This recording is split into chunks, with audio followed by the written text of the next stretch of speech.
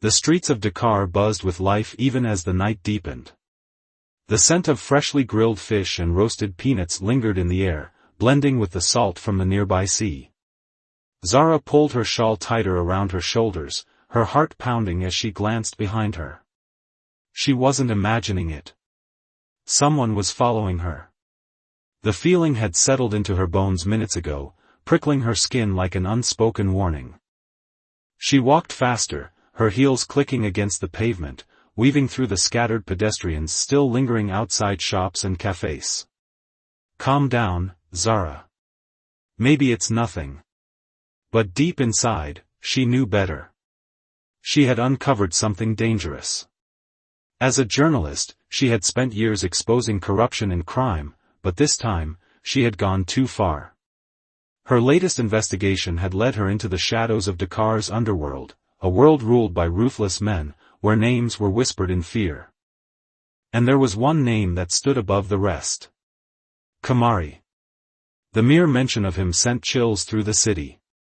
He was a ghost, a phantom, a man whose face few had seen and lived to describe. He was not just a criminal, he was a legend of fear. The enforcer of an empire built on power, money, and blood. Zahra clenched her jaw and turned a corner sharply. The small alley she stepped into was dimly lit, the street lamps flickering. She knew this part of the city well, knew how to lose a tail. But as soon as she stepped forward, a firm hand grabbed her from behind. A scream barely left her lips before a strong arm wrapped around her waist, pulling her against a broad, muscular chest. A deep voice whispered against her ear, "Don't scream, Zahra." Her entire body went rigid. He knows my name. Fear struck her like lightning, but her instincts kicked in. She fought, kicking, twisting, using every ounce of strength she had. But it was like fighting against a mountain. Her attacker was strong, impossibly strong, his grip unyielding. Fiery, the voice murmured with amusement. Then, everything blurred.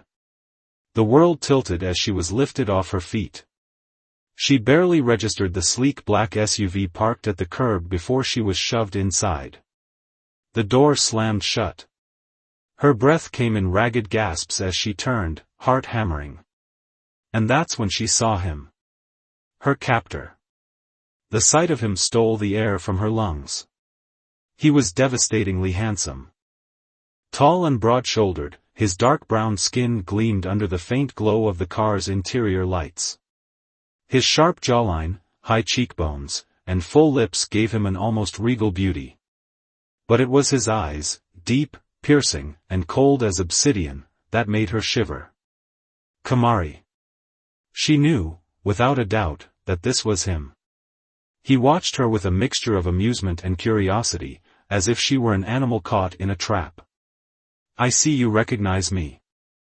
His voice was rich, smooth like silk, but laced with something dangerous. Zahra forced herself to breathe. "You're Khamari." A slow smirk tugged at his lips. "And you, little journalist, have been digging where you shouldn't." Her throat went dry. She had been investigating his operations, exposing his network, and now, she was at his mercy. Zahra squared her shoulders. "If you're going to kill me, just get it over with." Khamari chuckled, a low, rumbling sound that sent a shiver down her spine. "Who said anything about killing you?" The car began moving, gliding smoothly through the city. Zahra's hands clenched into fists. "Think, Zahra. You have to get out of this." She turned sharply toward the door, her fingers gripping the handle, but before she could even attempt to jump, Khamari's hand shot out, grabbing her wrist. His touch was like fire. "Don't." His voice was quiet but firm, and his fingers tightened just enough to send a warning. "The only way you're leaving this car is if I allow it." Zahra's heart pounded. "And what do you want with me?" Khamari leaned back, his gaze sweeping over her. "That's a good question." He didn't answer. Instead, he pulled out a sleek knife from his jacket and twirled it effortlessly between his fingers. The sight of it made Zahra's stomach twist, but he didn't make a move toward her. The tension in the car was suffocating. Minutes passed, the city lights blurring outside the tinted windows.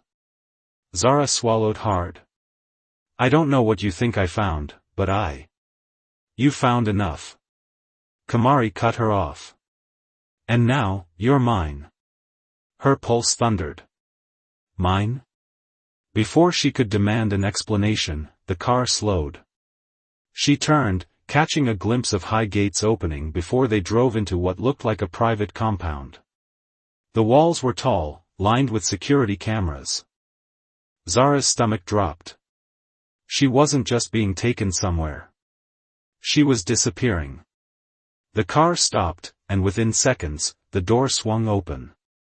A tall, burly man with a gun strapped to his hip gestured for her to step out. Zahra hesitated. Khamari's voice came from behind her. "Don't make this difficult." With no other choice, she stepped out. The compound was breathtaking. Traditional African architecture blended seamlessly with modern luxury. Stone pathways led through lush gardens, and the grand mansion loomed ahead, its walls adorned with intricate carvings. But this wasn't a home. It was a fortress. She was led inside, past marble floors and golden chandeliers. Despite its beauty, Zahra felt like a prisoner walking to her cell. A heavy wooden door swung open, revealing a lavish bedroom, so elegant it felt surreal. A four-poster bed draped in silk stood at the center, and the walls were lined with tapestries depicting ancient African warriors. The door shut behind her. And just like that, she was alone. Zahra exhaled shakily, pacing the room. "Think, Zahra. There has to be a way out." But then the door creaked open. Khamari stood in the doorway, his gaze unreadable. "You should rest," he said.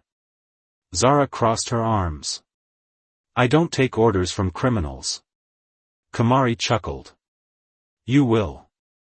Then, before she could react, he stepped forward, closer, invading her space. She could smell him, a mixture of sandalwood and something darker, something purely masculine. Her breath hitched. "You're not afraid of me." His voice was softer now, almost curious. Zahra met his gaze. "Should I be?" Khamari smirked, tilting his head. "You tell me." And then he was gone, leaving her alone in a room that felt more like a gilded cage. Zahra exhaled sharply, her mind spinning. Khamari was dangerous, ruthless. But something about the way he looked at her. It made her wonder if beneath all that darkness, there was something else. Something she wasn't sure she was ready to uncover. The night stretched long, endless. Zahra sat on the plush bed, staring at the locked door, listening to the silence beyond it. The realization sank deep into her bones, she was truly a prisoner. But she wasn't the type to wait for a savior. She stood, her sharp eyes scanning the room.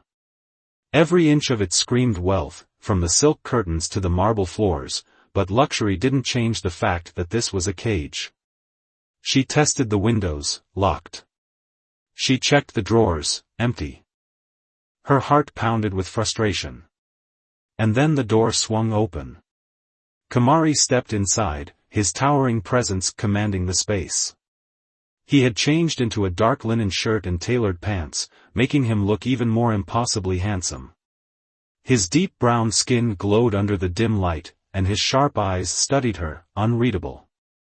"I expected you to be asleep," he said, his voice smooth as honey, but laced with steel. Zahra crossed her arms. "I don't sleep well in cages."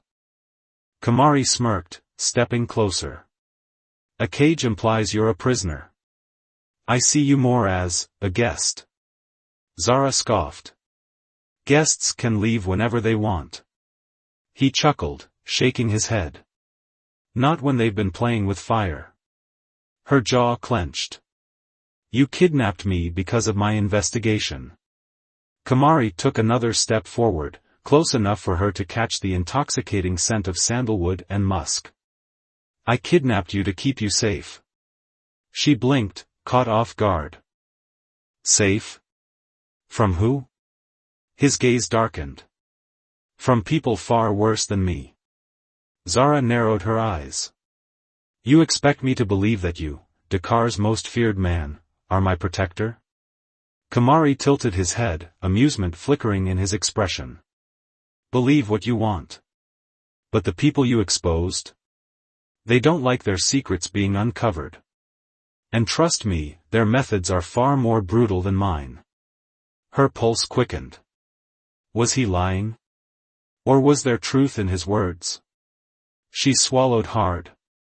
And what do you want in return for this, protection? Khamari studied her, his gaze dropping briefly to her lips before meeting her eyes again. I haven't decided yet. Zahra's breath hitched. There was something unsettling about the way he looked at her, like a man who took what he wanted, but also like a man who was trying to restrain himself. You're playing a dangerous game, she whispered.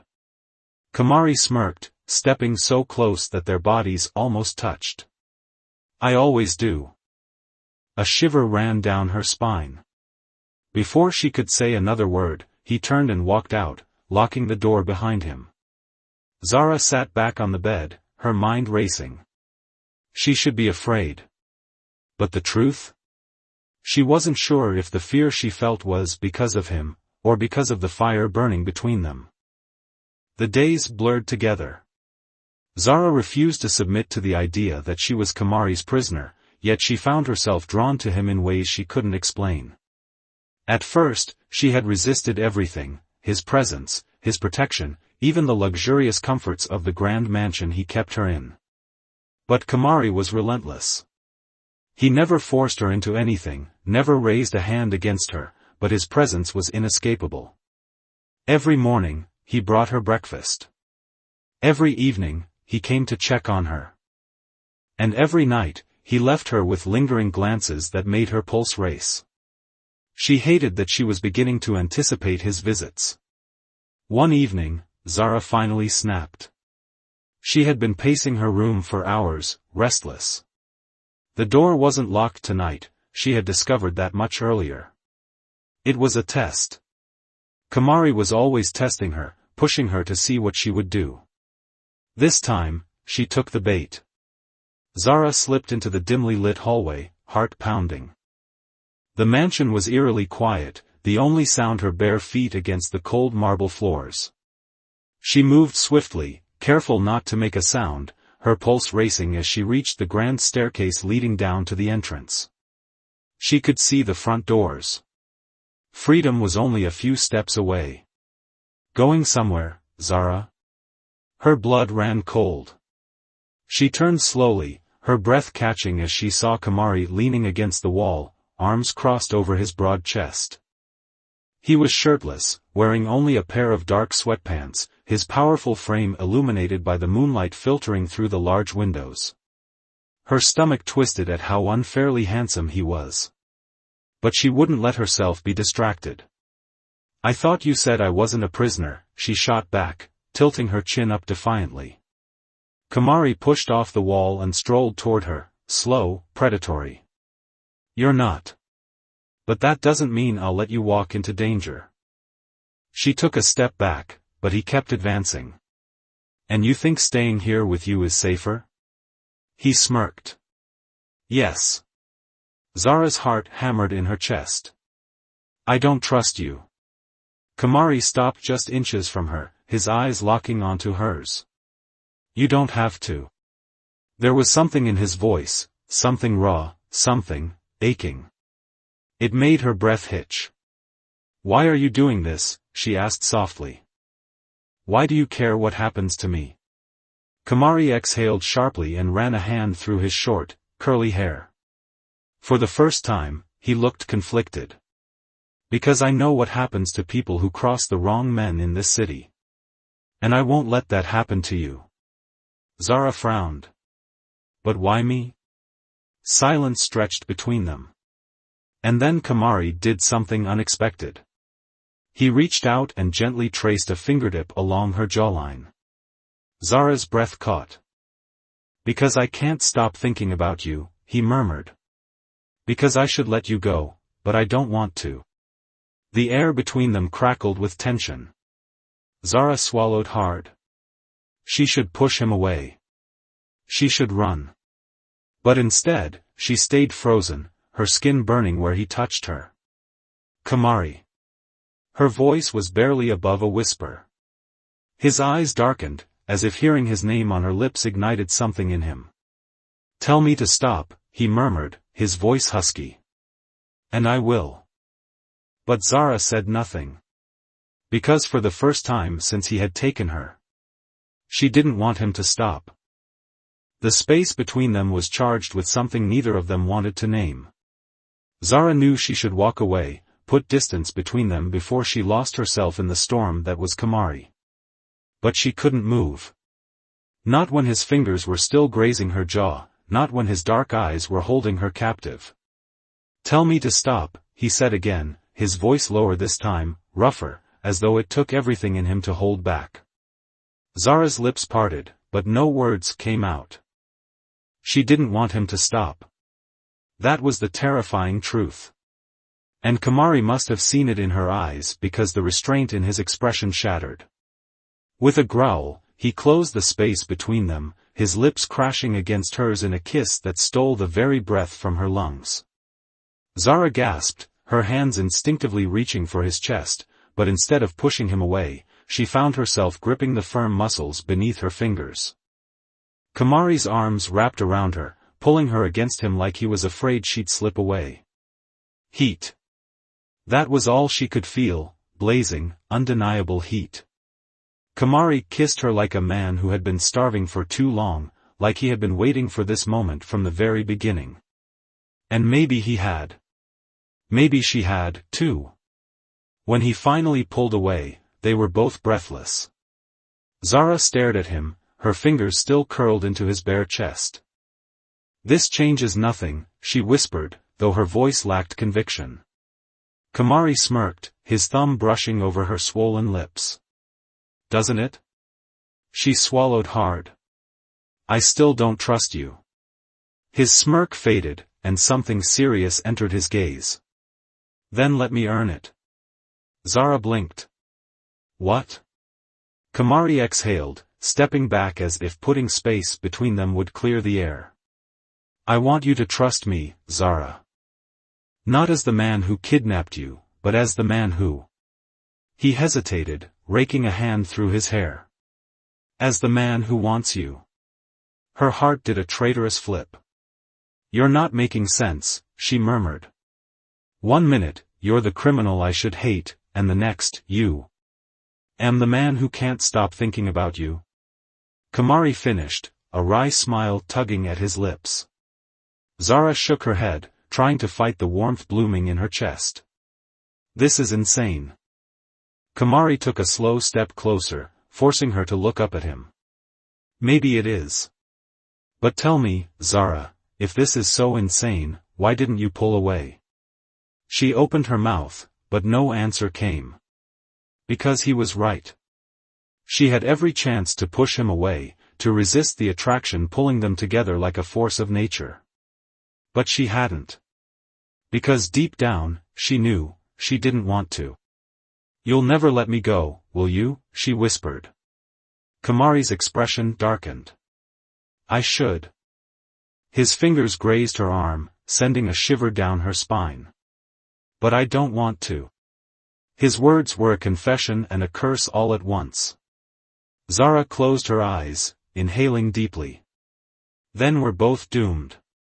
Khamari let out a low chuckle, his lips brushing her forehead in a touch so soft it made her heart ache. If loving you is doom, then I welcome it. The night felt heavier than before, thick with unsaid words and emotions too complicated to name. Zahra sat by the window, staring at the world beyond the mansion's walls. The city lights blinked in the distance, reminding her that freedom was just outside, yet she hadn't tried to leave. Not after that kiss. Not after the way Khamari had looked at her, not as a prisoner, but as something far more dangerous, someone he wanted to keep. She should have run. She should have fought harder. But instead, she found herself waiting for him. And just like that, as if drawn by some unseen force, the door to her room opened. Khamari stepped inside, his presence filling the space. His dark skin glowed in the moonlight, his bare chest rising and falling with slow, measured breaths. His expression was unreadable, but his eyes burned for her. "You're awake," he murmured. Zahra swallowed hard. "Couldn't sleep." Khamari nodded, stepping closer. "Because of me?" She hesitated before nodding. "Because of you." A ghost of a smile touched his lips, but there was something uncertain in his gaze. "I meant what I said, Zahra. I don't want to hurt you." She searched his face. "Then why take me at all?" His jaw tightened.